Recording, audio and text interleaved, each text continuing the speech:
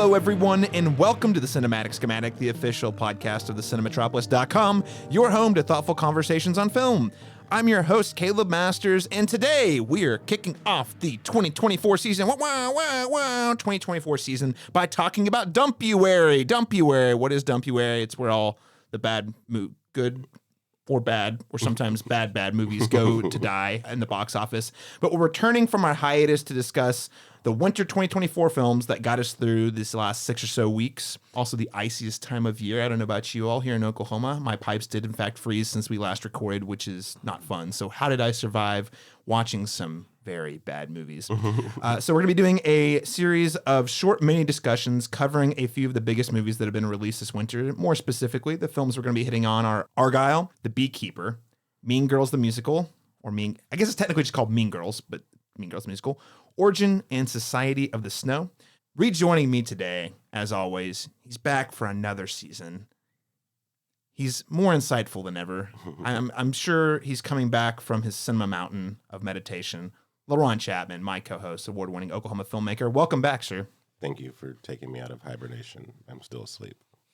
He's still asleep. Oh, man.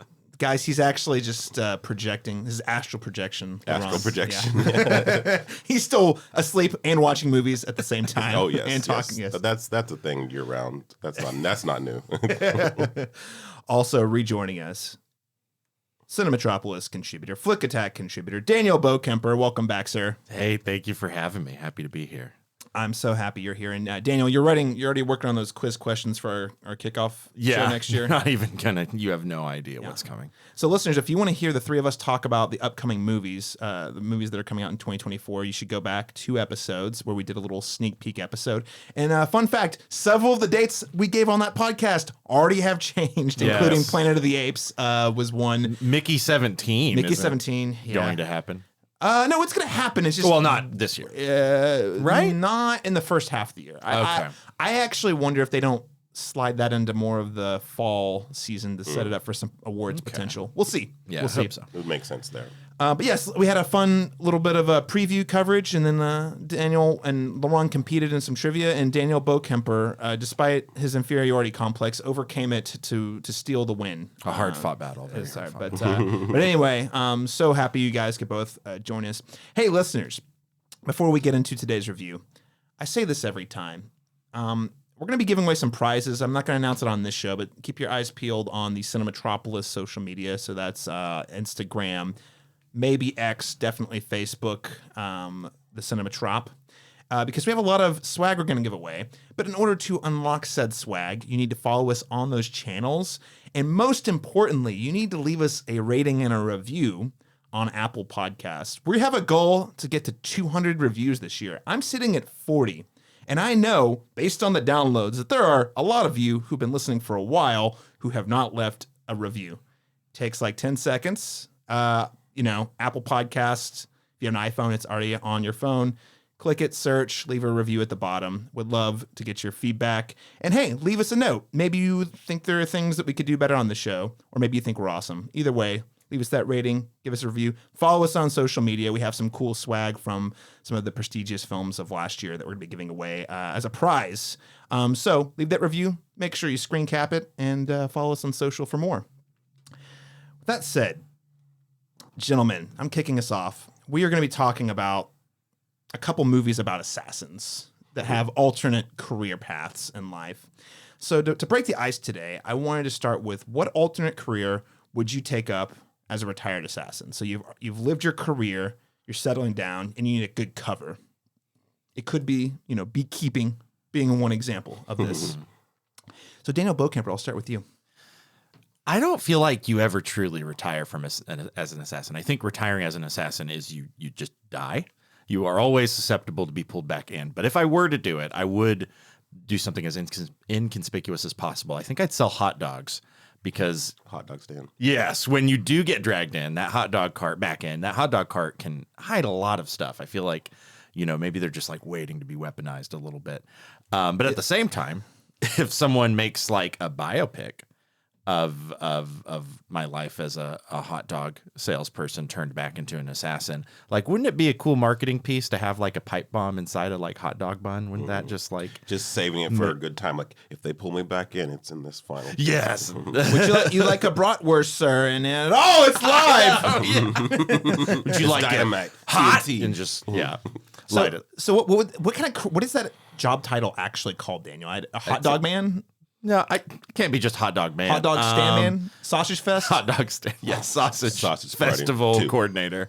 Sausage master. I don't know. I would assume hot dog salesperson. Mr. Fixins. Mr. Fixins. Fixins, yes. I'd like some ketchup on that fixin'.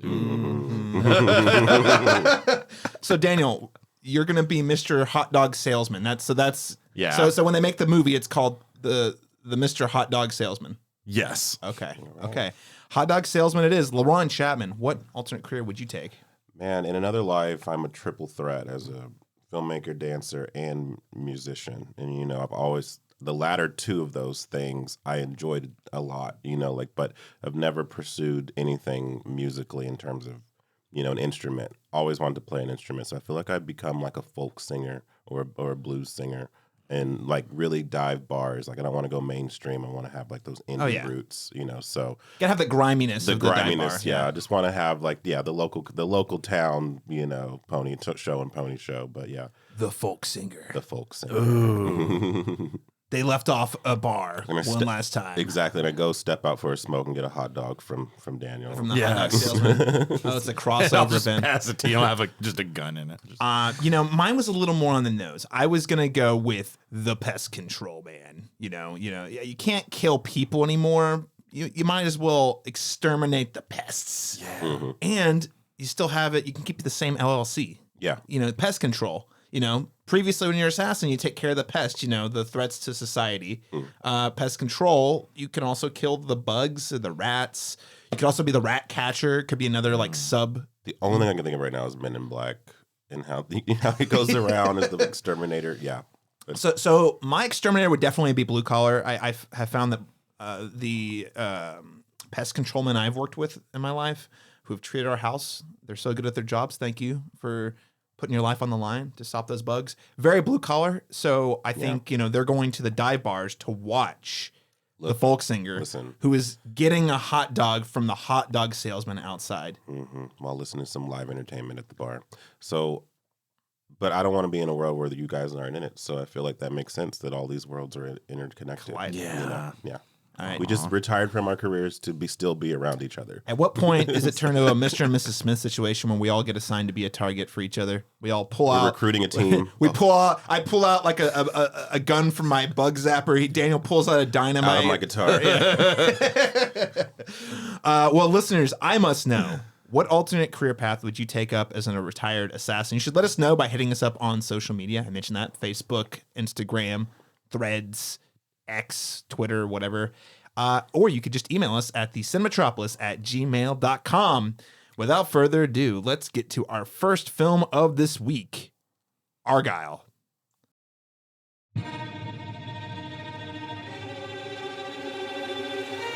I certainly hope you dance as well as you dress. There's only one way to find out.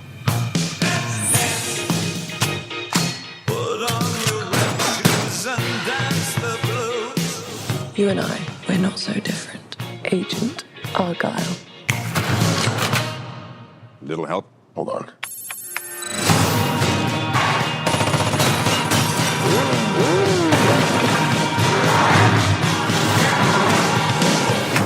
The book is phenomenal, sweetie, but what happens next? It's called a cliffhanger, Mother. Ellie, it's called a cop-out.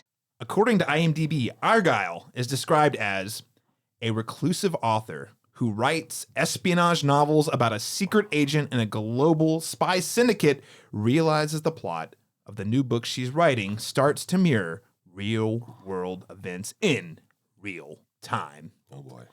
So to start things off here, I probably should have clarified, not all of us have not seen all the movies that we're talking about.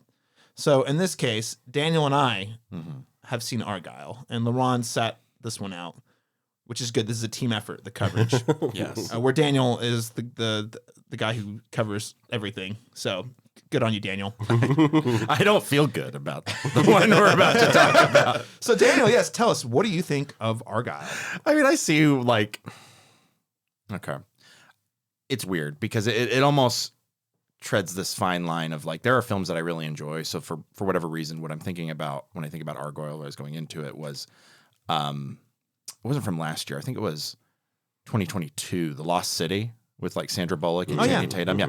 Kind of a similar film setup about a writer. What they're writing happens to be true in some capacity, or at least correlates with something that's happening. And they get pulled into this world of like criminal espionage, intrigue. There's parallels there. And I think that film, it was for the most part pretty charming. I wasn't like blown away by it, but I did enjoy it. And I think Argylle kind of wants to do a lot of things, and one of them is be that quirky, kind of fun action adventure movie, but it just loses itself so quickly. I think it doesn't have any, like, it doesn't know how to build tension. And at the same time, I don't think this is a spoiler in saying this film is like built on so many twists that none of them resonate. I remember when I thought Glass, M. Night Shyamalan's Glass, had a lot of twists, and I thought like, wow, this is overbearing and this is annoying. This film, I feel like Matthew Vaughn took Glass as a personal challenge to see how many twists and how many turns and how many double crosses he could stuff into a single film. And it's a lot. And the film is already long. Like, it's 2.5 hours long, and it's probably like 30 to 45 minutes, way too long. I would go an hour. Yeah, I would say an hour. yeah. My biggest thing is I actually feel like there's a good idea here. There's an amazing cast. I love the watching cast is Sam excellent. Rockwell. It's great to see Dallas Howard again. Bryan Cranston pops up for a minute. Like, it's got the goods with the talent. Yes. And they do some good stuff, but there's just so much not good stuff. Yes. It's just a lot of treading, a lot of just not, you never get to get your bearings, and by extension, you never truly connect with many of the characters, despite good performances. And Bryce Dallas Howard is really good, but this character of Ellie, who I'm not going to get too far into it, but it just doesn't, you don't feel particularly connected to them. And at the same time, I feel like some of the cast is kind of squandered. I'm thinking of Henry Cavill, Dua Lipa, like some of the like really. They got Dua Lipa to show up in this movie. She's in the trailer for 30 seconds. So Yes. And then totally thrown away. Yes. Totally thrown away. You would, yeah. No. And there's some weird logic choices. I'm not going to overly spoil it, but Henry Cavill he's showing up as like her imagination, which is kind of, again, that's an interesting idea. It's executed pretty poorly. And then you find out later, one of the twists is the person that he doesn't correlate to the person that she's imagining the whole time, but it's not like a creative, it doesn't feel like a creative choice. It just feels like not thought through. okay. I know we're not talking about spoilers, but I even by the time you get through the film, I question that even. Like, I don't know what is actually, in a very bad way, I do not know what the like reality of the film is. Because it's just so unclear. And so that leads to one of my big problems with the movie is the idea is, okay, she's a writer living in the grounded real world, and you see it in the trailer. Yeah. Oh, it's this and in the novel, it's spectacular, larger than life fantasy. The opening set piece is kind of fun. The one that you see in the trailer, it's a little more blown up and extended. I was like, oh, that was a pretty good one. A little CG heavy, but I had a good time. The problem is the action in the air quotes real world is just actually sillier than what's in the fantasy novel. So there's no lines of like, there's no separation. tonal, there's no juxtaposition, no tonal whatsoever. or aesthetic distinction. It's just, here's Henry Cavill every once in a while. And like that's your tell which part of the world, which world you're in. But it isn't clearly distinct at all. That's exactly like right. Not even like they don't even try. They don't even pretend to try to be like, oh, this is the real world, this is the fantasy. It's not that they're just the same thing at this point. Yeah. Hey, did you know Ariana DeBose is in this movie? Oscar winner Ariana DeBose. I remember her getting shot really early in the film. That is in the opening of the movie. Yes. And then I think she comes back around in some capacity. But I mean, listen, It was very much like, oh, she's in this. Oh, wait, yeah.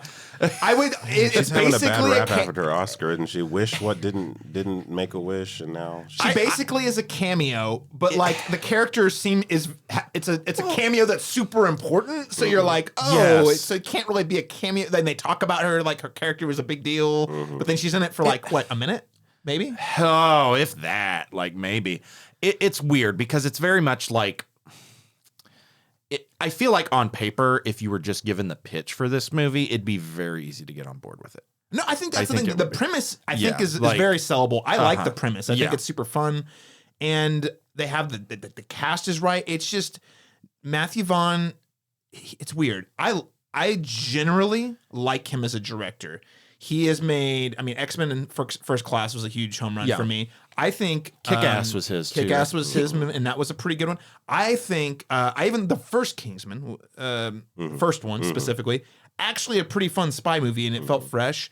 And Stardust is probably one of my favorite fantasy films that I've ever seen. So he's got the goods. Layer Cake, yeah. So like that's early before we went commercial. I feel like he's getting worse though, and because every one of the Kingsman movies that comes out has been worse. I think he needs to let the Kingsman espionage thing go. Yeah, he did it right once, and he didn't do it right again. I have some bad news for you. Have some bad news, Laron. He's not letting that. Laron, did you know that you could ice skate on oil, like crude oil?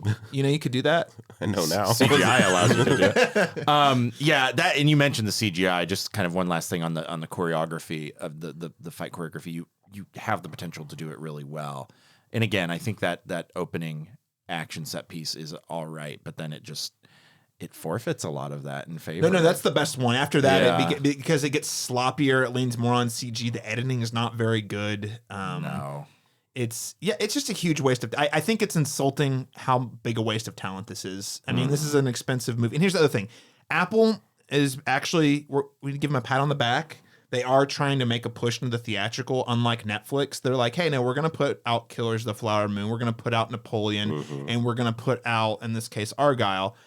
Well, they spent $200 million on this movie, and it's just a bad movie. It's just a bad movie. And I'm worried that they're going to see, Killers of the Flower Moon made okay money, definitely not gangbusters.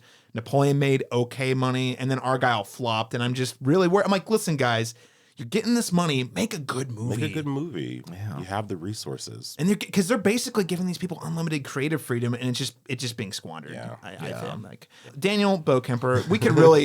There's a lot more to hate about this movie. What letter grade would you give it though? I shouldn't say hard D, but I'm going to. It's a hard D. A hard D. It's a hard D that I will not. Hard D for Henry Cavill's haircut. Most things tend to appreciate. There are certain films that have appreciated for me, even ones I've reviewed on this very podcast, that I would change my letter grade if you asked me again. But this one, I do not foresee it changing.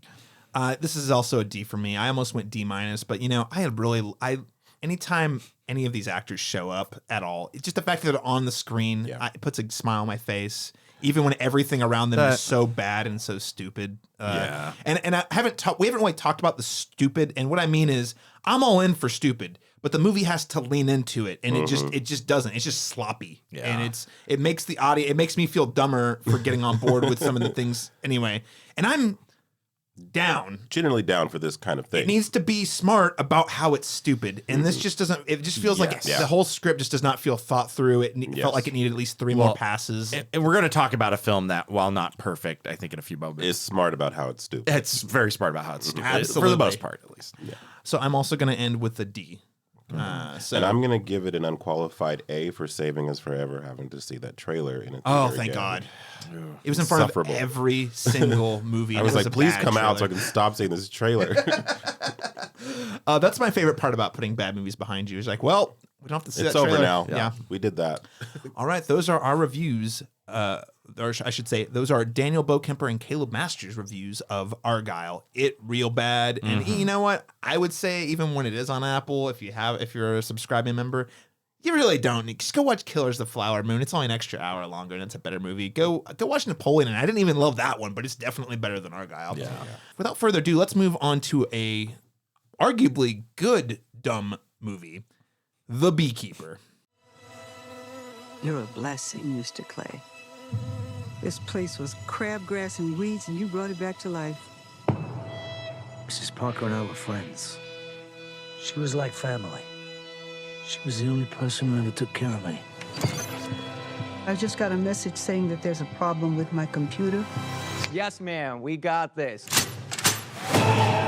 Yesterday, she shot herself. This is private property. Do you know what they do here? Scamming the weakest in our society. Buddy, I'm counting to 3. 1, 2, 3. There, I did it for you. I'm gonna burn this place to the ground. Will you stomp his ass out? You're telling me one man did this. The only thing you know is he's a beekeeper. A beekeeper? Well, that's not good. So The Beekeeper was released exclusively in theaters on January 12th, which, wow, so long ago already. According to IMDb, The Beekeeper is described as one man's brutal campaign for vengeance takes on national stakes after he is revealed to be a former operative of a powerful and clandestine, big words IMDb, organization known as The Beekeepers. This film is directed by David Ayer and written by Kurt Wimmer. And I mention this just because I didn't realize David Ayer had directed this movie. And I watched the trailer and I was like, wait, at what point did David Ayer start getting in on the joke about him? Like, because in my opinion, he's not had the best run in the last 10 years. Suicide Squad did not do him any favors, and I don't feel like anything he's made since has really been that great. But that said, Laron Chapman, what did you think of The Beekeeper? Yeah, so this is a very, very, very dumb movie, but it is also stupidly entertaining and aware of itself, which makes it a fun ride. And Jason Statham, I think, is just the perfect actor for this kind of material because he always just plays everything super straight and he sells it. You know, even in the most absurd moments, he plays them with conviction. And it oddly grounds the stupidness in some semblance of like, okay, this is a story. I'm following along with it. Yes, this is silly, but everyone knows it is. And so I had a good time with this, honestly. And and I'm living in a world where I wouldn't have imagined I'd like this more, you know, than Argylle. Right. Admittedly, I haven't seen it yet, but I feel like I'm going to agree with both of you on that. And that this being a better movie than that seems kind of inconceivable, but here we are. I would watch The Beekeeper 3 more times before I'd watch it again. And again, I'm with you. I was like, David Ayer lately. Yeah. I generally like Matthew Vaughn a lot, not David Ayer very much. These types of movies, these like revenge fantasy type things, I go back and forth on how much I allow myself to enjoy them because, and we'll get into it, but sometimes I'm like, this feels kind of icky. But in this case, the movie is so aggressively dumb, I can't even take the gross elements seriously. It's like, it's just a cartoon. Yeah. Daniel Bokemper. Yeah, no, and it also doesn't like, and I know like films like John Wick, which I think might be a natural comparison for this one, even though John Wick is better. Pretty much every John Wick film is better than this one.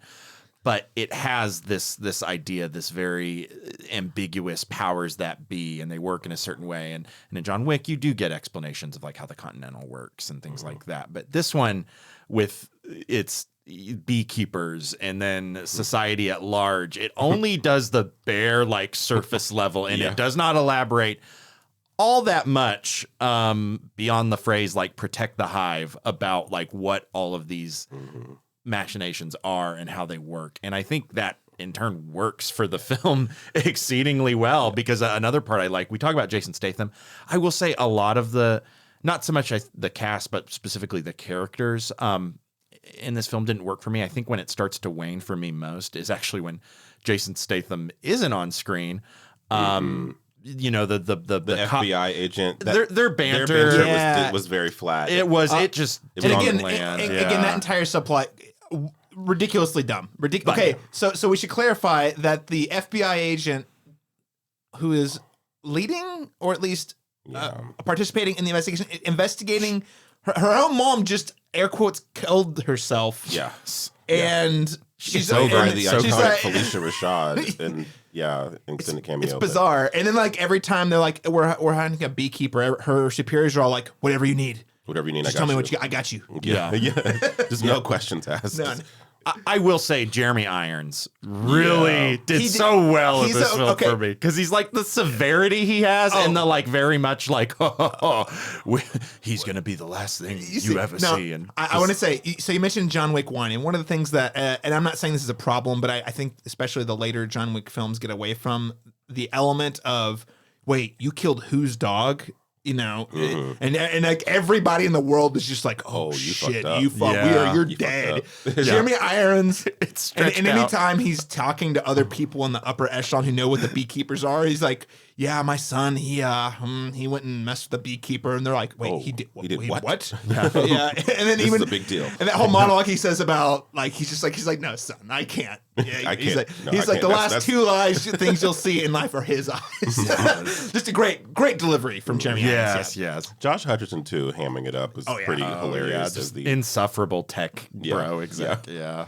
The scene where he drives the guy on the first baddie who's running the first he obviously blowing up that whole facility was amazing. Yes. But that when the guy's on the phone with Josh Hutcherson being like, he's coming after, and then he just kills him on the call. Yes. It's so I have a question for you guys.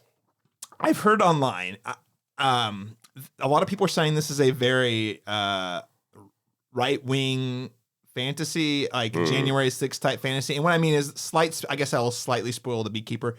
We find out about halfway through the movie that Josh Hutcherson's mom is the president of the United States, and that his stealing all the money from the old people was part of what funded her election campaign.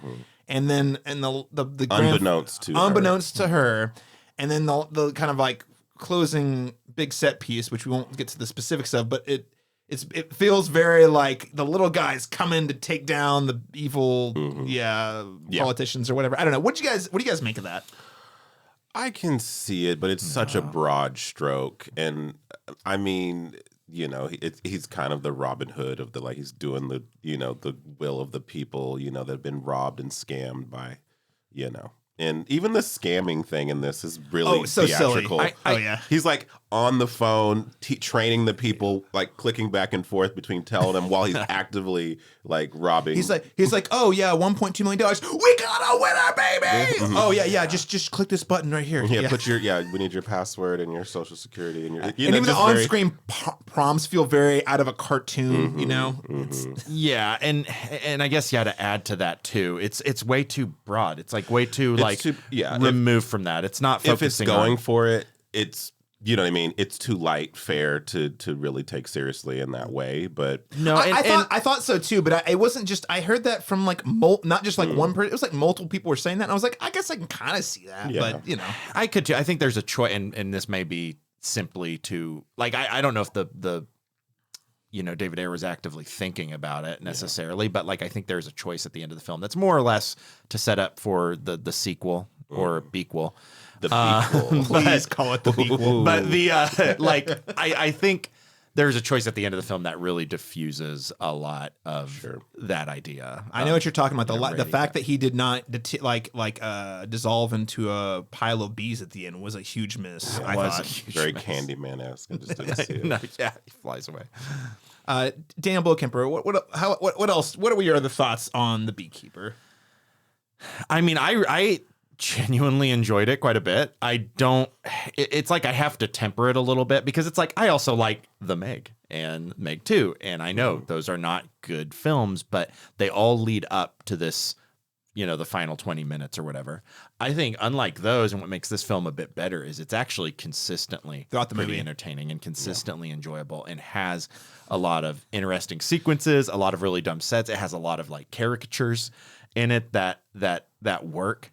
But I think the only problem I think it has is it does have to lean way too hard on Jason Statham to make it work. I think without him, I don't know. I can't think of another, anybody who's like a named actor who would like actually make this work. And Laron was hitting at it earlier. His deadpan, delivery, that straight man he plays. It's what he does best.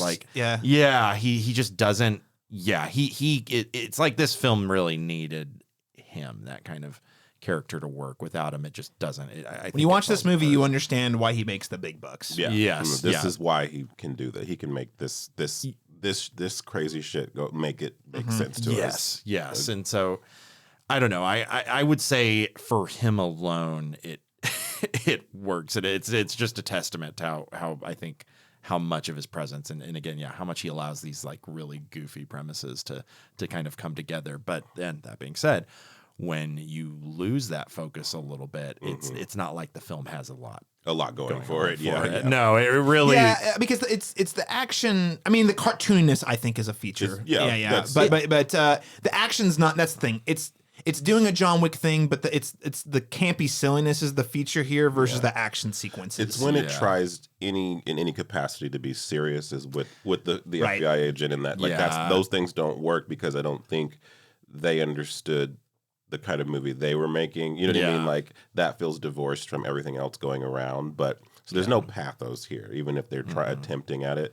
So anytime it does that, but thankfully there's not a lot of that. You know what I mean? Like it's it's not too distracting. And it's paced really well, I think, too. I was never bored. It was quick. Yeah. I just think there's so many great moments, and I'm thinking about that scene where they're standing outside. I think it's the second building that he takes down where they're like, where's he at? They're like got all these cameras, and he just like walks up. He's like, oh, yo, you looking for me? And then he just beats them up. I know, and that was the moment. That moment was when... It was a great peekaboo because even like the audience, you're like, all of a sudden he's just there. And it's like before that, it's like the longest period of time you get where you don't have Jason Statham's character. And I was beginning to think, I'm like, he really needs to be here. And then he just enters the frame, and I really position this movie. I won't add anything to what you guys have already said. This is, in my mind, the quintessential January matinee. It's great for a Saturday afternoon in January. You don't got a lot going on. There's not a lot of competition. It's not smart. It's very fun though, and it's a great time at the movies. It's probably my favorite movie on this list, honestly. like the full package in terms of my personal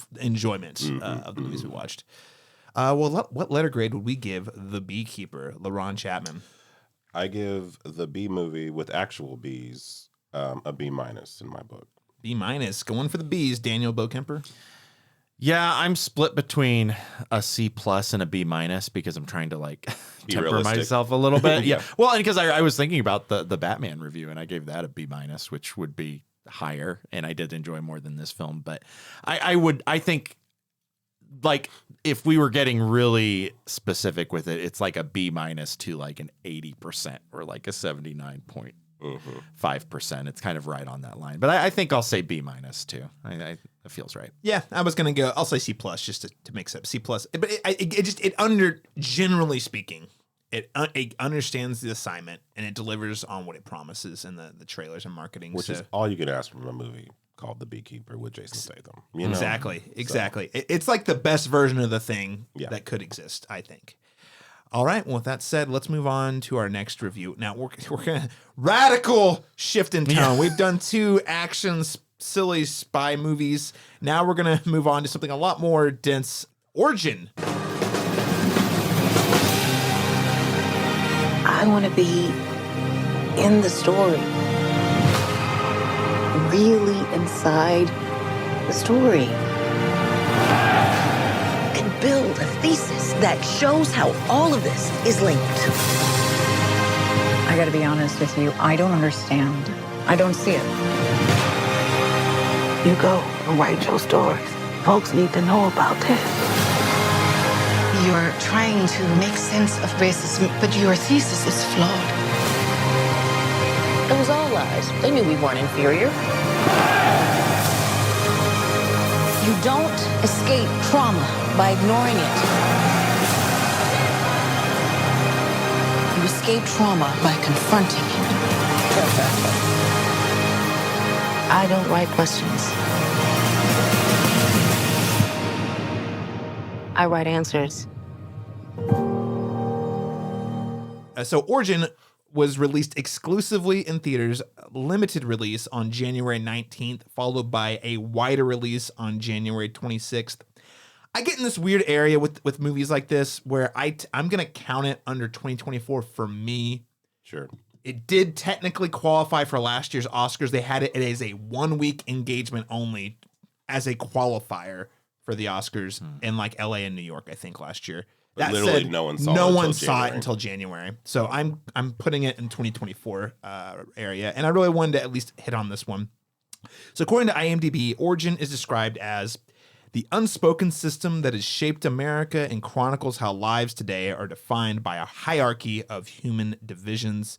That's definitely not the story. It's more about the theory the movie is covering. So I'll just kind of give you a lowdown on what it is. This is based on the author's story writing the book about which Origin is based on. So the book is like the cast, right? It's Cast, The Origin of Our Discontents. Yes. And it's Isabel Wilkerson. And it is a non-fiction movie that's really trying to posit and dig into these ideas of how does racism in America connect to the evils of Nazi Germany and so on and so forth. Yeah. It was a Pulitzer Prize winning piece of work. Yes. 2020? Yeah, 2020. It blew up during the pandemic, I think was what I was listening to a couple of interviews with Ava DuVernay, and she said that like everyone was reading it at one point in 2020. Denser material, and it's really interesting because the book is not there's no main characters. It is literally her trying to like lay out her research and describe the theory. I would like to read the book personally. It's really because the subject matter is super interesting. The movie follows her story, her personal journey, because there was quite a bit of personal tragedy that occurred to Isabel while she was writing the book. And it's really interesting because it feels very experimental in that it's doing a lot of things documentaries do, but within a framework of a narrative film. Yeah. Which is sort of where I think the tension and push and pull and how well it works for you or not is gonna lie. So with that said, Laron Chapman, you actually gave Origin some kudos on our year-end show. Yeah. What did you think of the film? So this is, as you mentioned, has a very dense, compelling thesis, and it brings a lot of ideas and discourse to the table, kind of while challenging the audience, to kind of look a little bit deeper and beyond the narrative and perspectives that we've kind of been fed, our whole lives. It also has some really terrific performances from Ingenue Ellis as the lead. Andre McDonald has a great scene-stealing moment here towards the middle of the film. Niecy Nash-Betts is a great supporting role here, and Vera Farmiga. This movie for me is like pure ambition. You know what I mean? It's risk-taking in its finest form. The ambition is somewhat trapped and confined in this narrative structure with the material, and many arguing that this probably should have been a documentary. And I'm inclined to agree with that, but I'd be lying if I told you that I didn't hang on every word that was being said in this, and that I didn't admire some of the messiness and some of the creative risk taken here as interpreting this really weighty material, so I don't know if it entirely works, but unlike some of the films we've mentioned before here on this, it's like its flaws are interesting in ways that I'm leaning into it, and it still makes for a compelling experience, even if it doesn't entirely work as a narrative film. So. Yeah, no, I think well said. It's a great conversation starter, I think, too, if nothing else. Daniel Bokemper? Yeah, no, and that's a really good point, because I think where it doesn't entirely, and I don't want to say it doesn't work, because I think as a whole it really does. I think there's just portions of this film that work a lot better than others, and I think even the supposed flaws, they're still extremely interesting. Like what I would perceive as a potential shortcoming here, which again are primarily structural, it makes me just want to know more. It makes me wish that this was like a mini series. But when people say they wish it was potentially documentary, that makes total sense to me. In a portion of this film, maybe a third to 2/3 of it, I would agree with that. But I do think the story, which this isn't.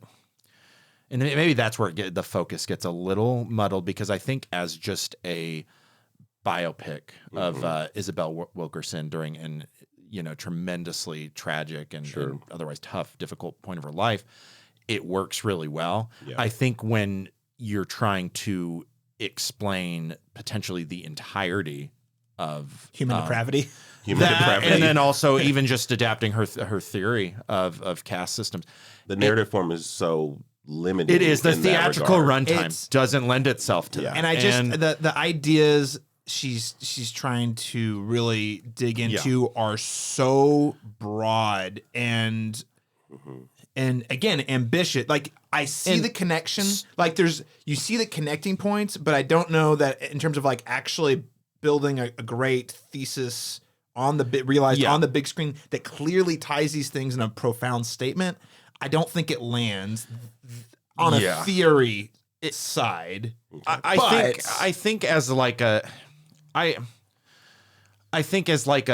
because I still think those connections were pretty clear to me personally, but I think it did feel like it was kind of summarizing what I presume, and I have not read Cast, but I'm going to assume it's like it does a pretty good job of summarizing like the three major movements of that. And I'm sure there's more evidence to support these absolutely in the book, but the movie doesn't have time. And what she does to compensate is she does what Ava DuVernay does extremely well, which is leans into the emotionality of it. Yes. So even though I felt at times there was a lot of pieces lacking for me to fully say, oh man, I get the touch points here. Yeah. But she does it with emotionality and examples. So like there might be like some like logical, argument or evidence presenting, but here's this human story that showcases how this system has oppressed this individual, and here's how this experience is similar to this other experience in a totally different part of the world at a different time. Yeah. And I will say, I agree that it doesn't fully have the space to make those connections clear. I do think it's capable of doing that in a slightly different form, but at the same time, I will say, and this part of this is biased because I like films about writers and about the process of writing. And I think two of the sequences in this film that work really well and kind of meld those two ideas about what origin is about, or excuse me, what caste is about, and what Isabel Wilkerson, her personal experience is there's a scene where she's in Germany studying the Holocaust, and she speaks with she's having dinner with theorists, and talks about how one of her connections doesn't fully work yet. It still needs to gestate. She knows it's in her mind that it's connected, but it gets to the point where they talk about like what was the purpose of the Holocaust versus what is the purpose of slavery, whereas slavery was commerce, Holocaust was the extermination and genocide, which you could argue that ultimately those two things converge fully. And the movie doesn't do that though. Yeah, it at least talks about it. It at least in that sequence, I felt it was doing a really good job of. In the following scene, it does a good job of melding those. But it doesn't have enough time to fully. It doesn't sit there and walk. I guess my meaning is like, the reason I'm honing in on this is because I think it's a very specific example of the shortcomings of what they're doing. I don't think it diminishes I actually don't think it diminishes the movie, by the way. No, but it's okay. So what is the difference between okay, one is for commerce, one is hatred. How are those two different, and what is the connecting principle? Right. And they don't really have the space to do that. Well, and something that I was interested that isn't included here is we just talked about Killers of the Flower Moon. We talked about, the Tulsa Massacre. Like, here's an example that's not included, and that's an aspect of where here you had white people coming in, marrying into wealth, then retroactively, you know what I mean? Like, like exterminating these people. Yeah. And that adds an interesting thread that's not included in this thesis that maybe is in the book. But the idea is but you're right. Like, that's another great example of a similar scenario where you're like, this actually falls into the caste theory pretty clearly, honestly. Yeah. And I do want to mention something that's kind of detached specifically from the content of cast itself, but I think is just a scene that I really, really enjoyed. It's Isabel is having a conversation with her cousin. I believe it's not her sister. And that's Niecy Nash, I believe. Yeah. Yes. And she's at the barbecue. Yes. And she's asking her, she's like, how do you make this make sense? Like, I know what you're getting at. And in the fact that moment of unpacking, because I think one of the biggest things, and a lot of films don't like, I'm not going to say a lot of films. I think a lot of, many films probably do speak to this, but I think this one did exceedingly well. It's about how important clarity is in language and cadence. And, right. Yes. Like she's like, you got to make me understand it, like in layman terms. And the way she says it to her after she makes her argument in this kind of like extended monologue, she was like, you need to say it to people just like that. Yes. For them to get this, And I don't like to, I like to look at films as a whole, but I will say in this instance, that was a single scene that I think I felt like the inclusion of that and how it was handled and how well the dialogue was in that moment really just appreciated ultimately how I felt about this film. It really made it resonate. It made it very real, and it made it very real in instances where I felt like this film was trying to cover so much ground. You only have moments for dialogue that's it very acknowledges it almost like it's acknowledging in that one instance its own shortcomings. Like we can't cover all this, but understand that, and we know it's a lot of it's a big complex thing to digest. Yeah. But I need you to understand that like a lot of research has been done on this subject, and it's almost like it's selling the book. I was going to say, hopefully the idea is that it raises awareness for the theory. People go read the book and have these conversations. Sure. I think is worthwhile. Sure. Man, we could really spend a lot more time talking about this movie for a deep dive review. However, we don't have the time right now. Yes. The only thing I'm going to add is to echo Laron is, I think this movie is kind of messy and it doesn't totally work for me 100% of the time. But you know what? I really admire Ava DuVernay taking some massive swings and committing whole heart. And she's doing it for something that I think is really important. And I really want to applaud that she is leveraging what clout she does have in Hollywood to take these kinds of swings. Mm-hmm. And again, like Laron said, the flaws it has, the shortcomings I see from this movie specifically are interesting, and I am super curious to learn more. Which, at the end of the day, maybe that's a success. Yeah. So, I just want to hats off to going all out and really committing to the story. What letter grade would we give Origin, Laron Chapman? I just want to make one final statement, and that's that this movie for me is just as much about process and discovery and the author itself as it is about what she is arguing, her thesis that she's arguing. And I think that it's most successful when it leans on that aspect of the story than it is about the thesis itself. It's more like an introduction to the thesis, but I do feel like I know this woman very well by the end of it. Yeah. And that's where it shines. But as a letter grade, I would give the experience of this movie a B+. I'd give the movie itself a B-, which probably levels out to a B here. Yeah. But with that being said, it's one that I would watch again. And I did have it left me with a lot to resonate with, and that's the most you can ask of any movie, I think, is to leave you with something to chew on, and made me challenge even my own notions about systemic racism in our country. And maybe racism is a symptom of a larger problem and not the, you know what I mean? Because that's the narrative we've been told from the beginning, and maybe this wasn't the origin of this problem. Maybe there was something above it. And that's a really kind of mind-melting idea, so. Absolutely. I think that's well said.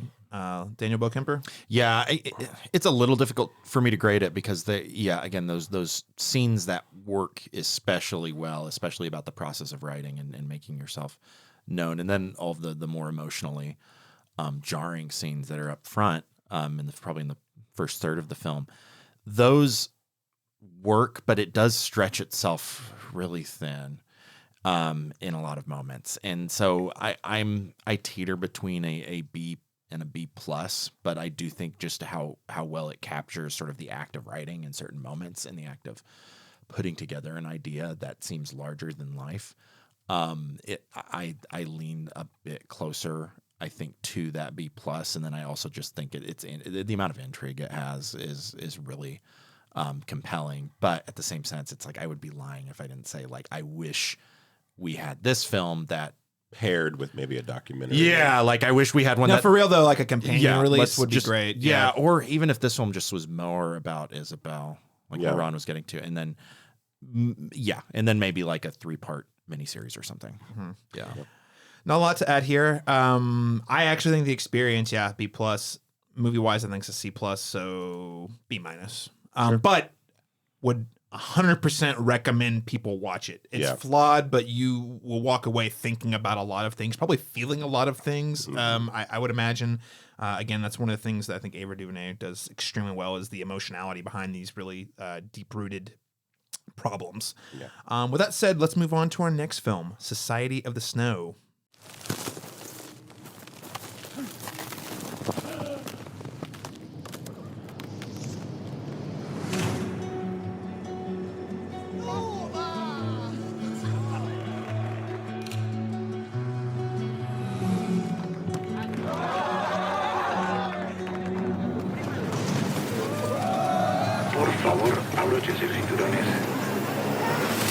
Society of the Snow was released exclusively on Netflix on January 4th. I think there was a small limited release, another one of those that barely snuck into theaters at the end of December in a couple of cities. But by and large, you watch it on Netflix. So according to IMDb, Society of the Snow is described as the flight of a rugby team crashes on a glacier in the Andes. The few passengers who survive the crash find themselves in one of the world's toughest environments to survive. And I should note, this is the second time this story has been told on the big screen, with the first being 1993's Alive, with Ethan Hawke playing one of these Chilean rugby players. Yeah. With the same name as the main character in this. So. Yes. So, Laron Chapman, I'm going to start with you because you shared with me, and I saw you post on Facebook, that Alive was actually a very important film to you. So tell me a little bit about that, and what did you think of Society of the Snow? Yeah, Alive, I saw this at a very young age. It's one of those VHSs my grandma had, and she's a big advocate for true stories, even if they're not told with... of course, at this time, we got to put in context, this is 1993. We weren't as evolved as a society in terms of who could play these roles, and they just told stories that were true with actors that at the time were really hot and new and what have you. And so I don't fault the film too much for now. It's more so looking back at it that I'm like, yeah, maybe not the best choice. But as a film experience then, I remember it being very compelling, very harrowing, and just the subject matter alone. And I think this newer film for sure goes much harder on the extremity of the brutality of this environment and this world and what happened. But the 1993 version doesn't exactly shy away from that as well. And so that resonated with me a lot as a kid, seeing it. And again, my introduction to Ethan Hawke, one of my favorite actors, at a very young age. It was a compelling survivalist story. So I came to this film with that knowledge of that history and already knowing what it was about. A lot of people didn't, were seeing it for the first time. This is their first introduction to it. It's a much better introduction to this to this material. But yeah, I enjoyed this quite a bit. And there are 2 or 3 set pieces in this that were so jarring and so impressive in their construction. The director, whose previous works include the disaster flick The Impossible, the horror film The Orphanage, and Monster Calls, that kind of fantasy. But you're bearing the lead, Laron. You're bearing the lead. So he sorry. Also did Jurassic World, which with the second one. Listen, guys, the less said about that, the better. But he does a really good job of integrating the dark and the beautiful, and he finds a way to not exploit something that could have been very sensationalized, given some of the things that happened in the story. And he sees the true the central characters in this as living, breathing human beings that survived something pretty traumatic, and does a very tasteful job of telling their story without turning it into a horror film, right? Yeah. For the sake of shock value and what have you. And so I admired that about the film a lot. Yeah, I thought that was a nice touch. I will say that plane crash was probably one of the worst. Most effective plane crashes I've ever seen in a movie of all time. It was truly horrifying. Really good at what Laron was just talking about too, where it balances the beauty with the sort of the grotesqueness and the morbid aspects of the stories. I think in that plane crash, you get this moment of it's rising over this ledge, and you see this beautiful sunrise and just a very light scene, and then suddenly the plane just like both of the wings shoot off, and you have this very, very, very scary. It's like you don't even have enough time to process all of the like. It feels like if you were in a plane crash, you feel like you're in it. Yeah. All of a sudden, the back half of the plane's just gone. Yeah. Yeah. So Daniel, what did you think of the movie? Enjoy is a weird word to use for this, but I'm going to say it. I think it's an exceptional film, and I think of the ones we're discussing today, I think this is the one that resonated with me the most. I think the cast is really great, and yes, it does. I watched Alive very recently, but not realizing that, not really fully knowing about Society of the Snow yet, and then realizing, oh, it's the same story. It's just told from a different lens, and I think. I still liked Alive when I watched it, but yes, it's weird to see Ethan Hawke, who has a perfectly trimmed goatee the entire time. And I think amazing hair at the time. Yeah. And I want to be, this one just becomes a little more realistic in that. And I know Nando Parada is the logical, like main character for this thing. If we're likening it to like a, within the narrative itself, but I feel like with Society of the Snow, Roberto is the actual central character, and I think that's a good choice. I think it starts with him, it ends with him. It's very film, and that's the thing where this film gets a little bit harder to parse. Because there was like 40 people up there, and then they had to find the people to stand out. But there's a lot of like it is nondescript. Like collectively, all of a sudden it's just like they do list every time someone one of the survivors dies on the screen, which is great. I loved it. It's a great touch to make it feel that was a great thing, and I think tonally this film in a lot of ways works better than Alive. And again, I think Alive does well, but like there's a sequence.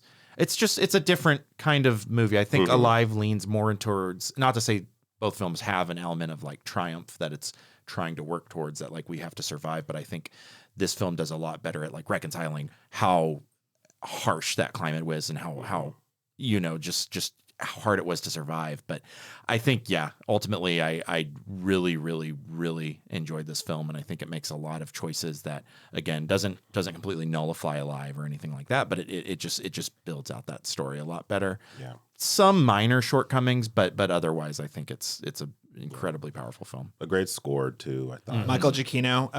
This was a great touch because I'm listening, and firstly, I love Michael Giacchino at large. I first found him through Lost, and I'm sitting here listening. I'm like, this sounds like Lost adjacent. There's a lot of similar overlaps in the terms of like uplifting, and there's a lot of thematic overlap in terms of another story about a plane crash. And then I was like, oh, it's Michael Giacchino. I understand why they brought in Michael Giacchino for this film specifically. Even though they did a great job, I think largely at employing people not from America in this scenario. Like these are all people who are actual like native to the story. But it was Michael Giacchino. Great score. The cinematography from Pedro Luque, who is phenomenal. Yeah, like they capture the mountains again, the beauty and the horror of all of it, tremendously well. This earned an Oscar nomination in international film, and I mean, or best. What is the new title now? Is that right? I think it's international film. Yeah, and honestly, I know Zone of Interest is the likely winner in that category. But if I was picking the winner, this would probably be the one I would choose over. I was more emotionally connected to this, but I think that's by design too. I mean, they're very different films. It's not me coming down on the Zone of Interest, which is a very well-made film, but I found this a lot more compelling and something. I will rewatch this one. I don't think I can come up with a lot of reasons I would come back to this movie. Whereas Zone of Interest, I feel again like in a more academic type studying approach is superior. But I also am like, well, I'm not just going to just turn on Zone of Interest or lightly recommend it. This one, I feel the survivalism of it. The spectacle of it, and it's also an uplifting story at the end of the day. I mean, it's awful as the things that happen in this movie. It's a story of the triumph of the human spirit and the human will. And I also think that this movie does a better job in terms of, because I mean, is it can we say something that happens in it? Or there's cannibalism in this for survival, and I feel like it does a good job with that character of showing the moral dilemma he has with doing it, even with deceased bodies, feeling like I can't compel myself to do that even to survive. Right. And then the kind of how he acquiesces to that to live is is very. I love that tension there, where it's not very matter of fact. There's some discernment there where he's having to wrestle with the decision to do that too. And like you said, it's not sensationalized. Yeah, either. not sensationalized. Because and in a lesser movie, we would be seeing like gory bits of them, like very Yellow Jackets esque. Right. Know? Sorry. But no, not here. It's very it's a matter of survival. They don't glorify. They acknowledged how icky it is, but it's also like, well, it's this or die. Yeah, and like you said, we kind of see it through the lens of I couldn't possibly do this to. Well, what do I do? Just really powerful storytelling. What letter grade would we give Society of the Snow? Daniel Bokemper. I'm going to give it an A-. I really enjoyed it. It's a film I intend to revisit relatively soon. And again, I think it gives, for the most part. I would say I wish there was a little bit more about, and again, not to spoil anything, but Nando and Roberto, their descent, the way they ultimately were able to get out and save the remaining survivors. It gets more of that than Alive did, but it doesn't. I feel like there was still more to tell there. Sure. So I guess that it kind of left me wanting in that regard, but otherwise I really, really enjoyed this film. So A-. A-. Laron Chapman? I spent the first week of the film I just wrapped on, like doing overnights in January winter. And I mean like with tents and a heater, like just wind blowing, ice on the ground, like freezing weather for 12 hours. And I will tell you, this movie is very effective because the thing that was on my mind, I was like, if they could live 72 days out without heaters, you know what I mean? Like, and they survived, then I can't bitch about being paid to stand here in the cold for 12 hours. So I'm glad it did that for me. For that, it gets an A-, and I think it's a pretty terrific film. Awesome. I'm gonna give it a full A. I think if the one thing keeping me from an A+ is I do feel like, and it's tough. It's such a big cast of characters. I wish I had gotten to know some of them a little better. Yeah. But it is what it is. I think that's a very small shortcoming in an otherwise spectacular film. I will revisit this. I will recommend this, not lightly, but I'll recommend this to a lot of people. I think they should definitely check it out.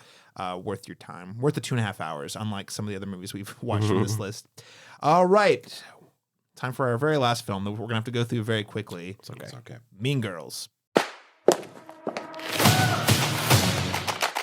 Oh, hell no! Move. Hey, PG-13, please. What was that? Oh, Lord, it's the Queen Bee. Regina George. Don't look her in the eye! You could be really hot if you changed, everything. I met a guy in the summer and I left him in the spring. Welcome to Health and Human Sexuality. We'll be getting into abstinence, of course, then followed by in the spring, condoms and choking. You're learning things now that I don't know how to teach. Mean Girls was released exclusively in theaters on January 12th. According to IMDb, Mean Girls is described as Katie Heron is a hit with the plastics, an A-list girl clique at her new school, but everything changes when she makes the mistake of falling for Aaron Samuels, the ex-boyfriend of Alpha Plastic Regina George. Obviously, this is a remake of the 2004 film from Tina Fey, starring Lindsay Lohan. This is a musical, something that was somewhat buried in the marketing, and the film is directed by Samantha Jane and Arturo Perez Jr. I did not catch this film. We are short on time, but really quickly, I want to turn it to you guys. Daniel Bokemper, what did you think of Mean Girls? Yeah, I don't think as a fan of the original Mean Girls, there's a lot of me, I'm kind of predisposed to want to enjoy this, and for the most part, I enjoy musicals as well, but when I kind of remove the hot pink tinted glasses and look at this for what it is, personally, I don't think it adds a lot to Mean Girls. I know it kind of reframes it into modern day, and so you get some bits of social media engagement and things like that, and montages involving that, but I don't think that does much for the film. And I will say, musically, it just didn't fully connect with me. I don't know why. There wasn't just and I feel like I always, because I'm not super musically inclined inherently, but I do enjoy a good musical, but I'm always looking for something to kind of grab to, and kind of at least a song or two that will resonate. And in this one, I don't think any of them, for whatever reason, they just didn't really connect with me in that way. That being said, I do think two really, really strong aspects of this film are the two characters who are my favorites in the original, which is is it Damien and Janice, and that was played. It's Jaquel Spivey and I have it. I wrote it out to spell it correct, say it correctly. Alili. Al as in like Al. Lee as in Bruce Lee, and then another E at the end. Okay. I'm just going to go with that. But she was really good as Janice. So those two characters were really strong. I think overall that's my thoughts in a nutshell. It's kind of like take it or leave it. I'm sure people will really enjoy this film a lot more, but for me, as again, admittedly, a Mean Girls fan, I don't know if it did anything to like build upon that foundation. What's your letter grade? Feel like a C. C, right down the middle. Yeah. All right, Laron Chapman, quick thoughts and letter grade. I like this probably a lot more than you did. I went into it with very kind of low expectations. I did like the updated material. I like the way that they kind of, acknowledge some of the faults of the other one, because there were some things they got away with in Mean Girls that that's probably true. don't age as well. This is 2004, right? 2004, yeah. I surprisingly did like a lot of the music. I don't think every song lands, but I agree with you. The standouts are the two that you mentioned, because Ali, does the voice of Moana. That's right. Yeah, so that's why she sounds amazing when she sings. No, I was like, oh, I've heard this voice before. And then he is the lead in the Tony Award winning A Strange Loop, and that was a big deal. Just a couple years ago. And so when they sing, I think they were a powerhouse duo. Every song they sung, I liked. The lead wasn't particularly, compelling to me. What did you think of Renee Rapp as Regina George? I thought vocally she was great. She was great. I liked the couple of songs that she got. It's great. I haven't seen the movie, but I do love that she's actually still age appropriate for the role. Unlike what was the one that came out last year or 2 years ago, where the actor was like in his 30s or 40s. Yeah. And these are, that's another thing too. Everyone cast here feels like the character, like the right age appropriate for it. So that was nice. Like I said, I enjoyed the music a lot more.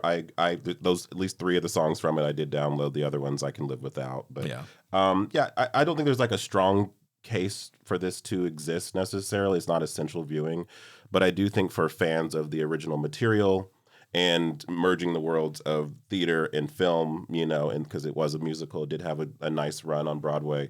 It works in those ways. It's not going to have the longevity of the original Mean Girls, but it's a nice nostalgic trip, So my letter grade would be a B on this. So all right, a B and a C. Sounds like it's a big win for Mean Girls fans, like the diehards. Yeah.